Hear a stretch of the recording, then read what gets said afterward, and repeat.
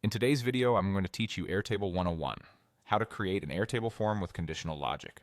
We'll start by opening your Airtable base and choosing the table where you want to collect responses. Think of the table as the destination for every form submission. Each response becomes a new record. If you're unsure which table to use, pick the one that already has the fields you want to capture, or a clean table you don't mind organizing. You can adjust fields later, so don't worry about getting everything perfect right away. The key is selecting the table that matches the data you planned to collect. Next, let's create the form. In the View dropdown, click the plus button labeled Create, then choose Form. Airtable will open a new form view tied directly to your table, so anything you configure here stays connected to your fields. Now add the fields you want your respondents to see: single line text for short answers, dropdowns for controlled choices, and checkboxes for simple yes or no inputs. You can drag to reorder fields, rename labels to be more user-friendly than your internal field names, and add brief help text to clarify what you're asking. If some fields are internal or not meant for users, simply leave them off the form.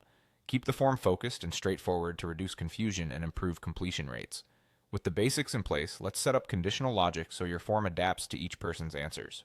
Hover over a field in the form builder, click the three dots, and select Add Condition. You'll see an option to show this field only if certain criteria are met. For example, add a question like, "Do you own a car?" using a yes/no dropdown.